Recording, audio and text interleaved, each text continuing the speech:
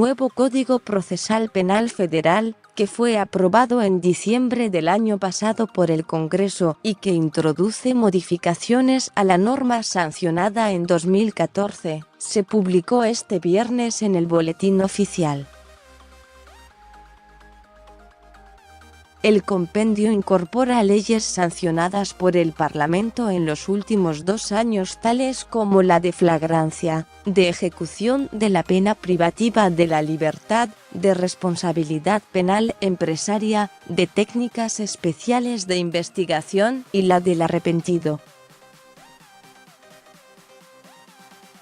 El Código Procesal Penal Federal se aplicará a la investigación y persecución de delitos complejos como el narcotráfico, corrupción, trata de personas y otros ilícitos relacionados con el crimen organizado.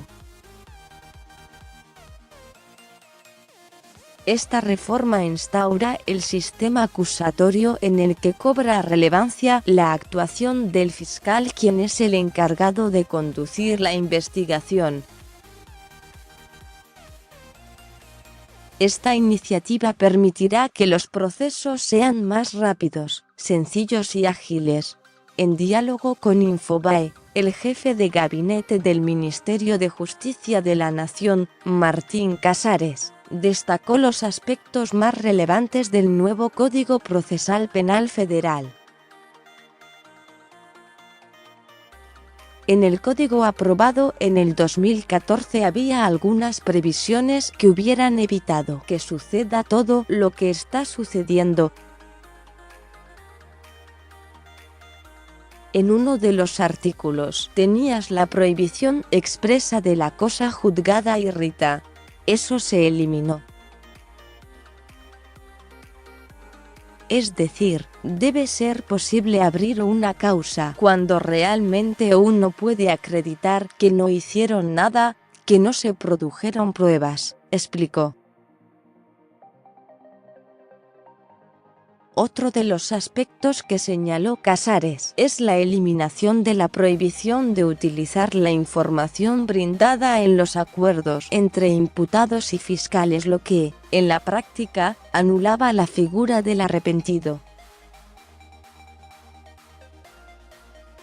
¿Cómo se va a implementar el nuevo Código Procesal Penal Federal? Ese es el gran desafío.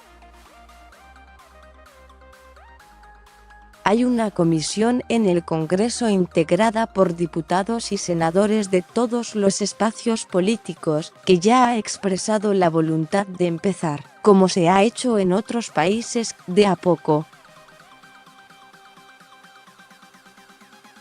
Se empezaría a implementar en Salta y Jujuy a mediados de mayo. Ya se está trabajando en el cronograma para ir aplicando la nueva norma en forma paulatina. En la elección de esta jurisdicción se tuvo en cuenta que tiene un Ministerio Público Fiscal Provincial que ya viene trabajando con un sistema acusatorio. Como novedad, en el nuevo código hay un artículo que habilita específicamente la posibilidad de coordinación entre fiscales federales y provinciales. Esto es necesario para que puedan coordinar las investigaciones. Además, los fiscales federales no tienen la capacidad territorial de investigación que sí tienen los fiscales provinciales. Con la posibilidad de colaboración pueden ayudarse y apoyarse mutuamente.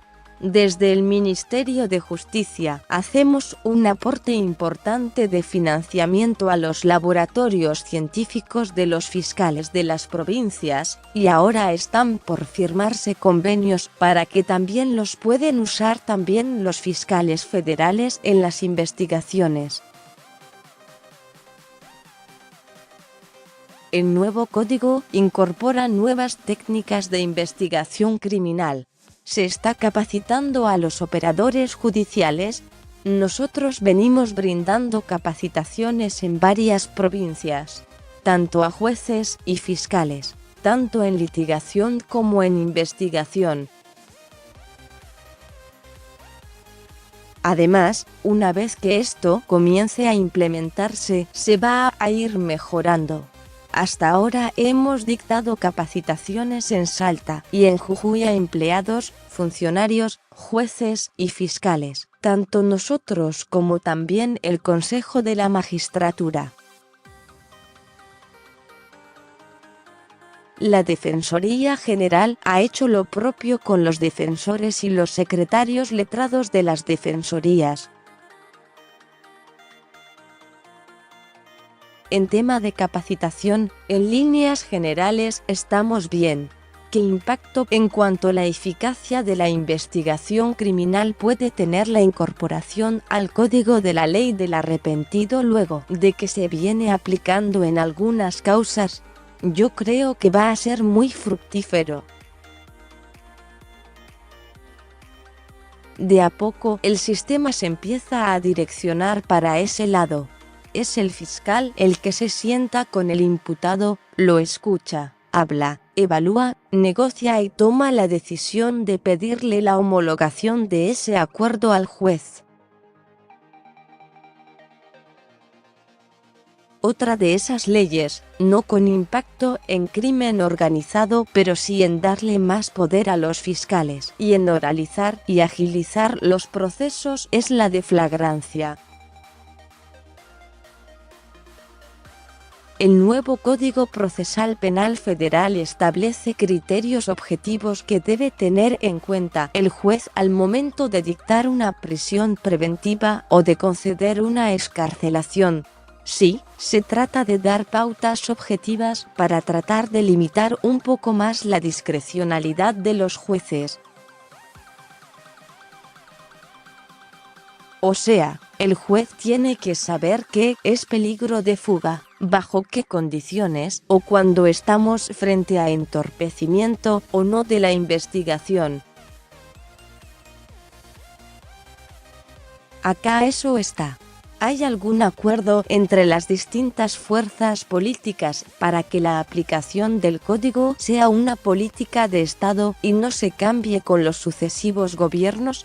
Para nosotros es prioridad dejar el código funcionando, pero no depende solo de nosotros, depende también del impulso y el liderazgo que tiene la comisión bicameral.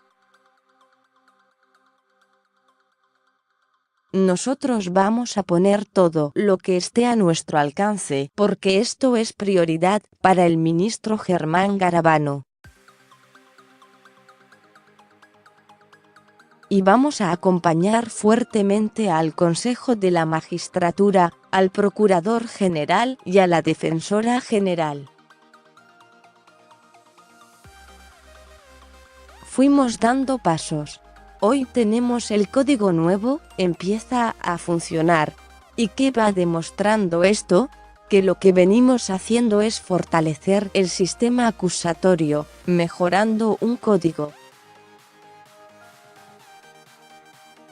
Hay una continuidad de una política pública. En la medida que esto dé respuestas, muestre un funcionamiento de una justicia distinta, que se haga rápidamente una audiencia, que se sepa qué hay en un expediente, que las decisiones se tomen en audiencias orales y públicas, va a generar que más provincias quieran aplicarlo. Este código como encara el tema de los recursos para que los procesos no sean interminables.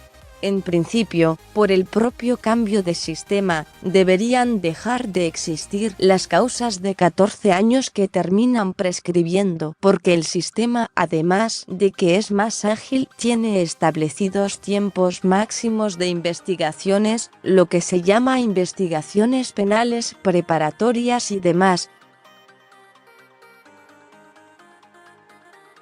No solo por el tema de la oralidad, sino por ser más informal la investigación, sin tener que estar completando un expediente con un montón de formalidades, el proceso va a ser más ágil. En un proceso informal, cada decisión que se apela se resuelve más rápidamente. El expediente, tal como se lo conoce ahora, con una pila de papeles, hace que el proceso sea muy lento. Eso va a ser distinto. La idea es que esté todo digitalizado y tendríamos que dejar de hablar de causas y hablar de casos. Además, con la aplicación de notificaciones electrónicas, telefónicas y demás, esto tendría que fluir. En muchas provincias ya está funcionando bien el sistema acusatorio, ya hay capacidad instalada, ya hay fiscales que conocen o han ido a juicio, que aplican flagrancia, que investigan y generan acuerdos. Son prácticas bien interesantes. El texto completo,